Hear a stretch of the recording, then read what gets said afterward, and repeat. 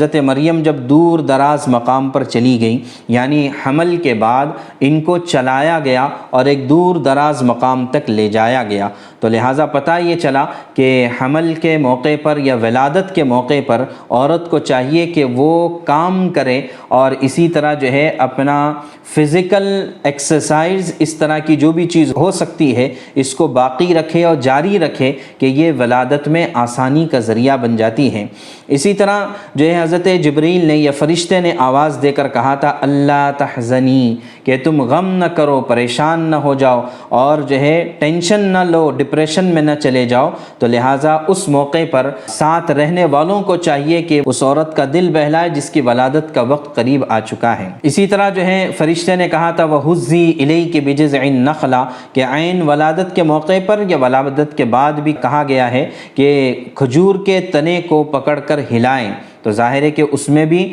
جو ہے physical exercise ہوتی ہے تو اس کا اہتمام کرنا چاہیے۔ اور اس موقع پر ظاہر ہے کہ ولادت کے بعد عورت کی جسم میں بے شمار کمزوریاں پیدا ہو جاتی ہے، بہت سارے وٹامنز کی ضرورت پڑتی ہے، پروٹین کی ضرورت پڑتی ہے، تو اس وجہ سے بہترین غذا اگر اس موقع پر کچھ ہو سکتی ہے تو وہ تازہ کھجوریں ہیں۔ اس وجہ سے کہا کہ تساقط علیک رطبا جنیا، کہ جب یہ کھجوریں گریں گی تو تم کھجور کھا لینا اور پانی پی لینا، یہ سب سے زیادہ طاقت کا ذریعہ ہے۔ وقری عینا، اور اسی طرح کہا کہ اپنی آنکھوں کو ٹھنڈا رکھنا، یعنی مراد یہ ہے کہ وہ موقع غم کا نہیں ہے بلکہ پیدا ہونے والا بچہ اس کے ذریعے سے سکون حاصل کرنے کا وہ موقع ہوتا ہے، چاہے وہ بچہ جس طریقے سے بھی پیدا ہوا ہو۔ اس لیے کہ عام طور سے ہمارے یہاں پر چونکہ اب یہ معمول بن چکا ہے کہ یا تو نارمل ڈیلیوری ہوتی ہے، لیکن ایسا اب کم ہونے لگا ہے اور زیادہ تر یہ ہوتا ہے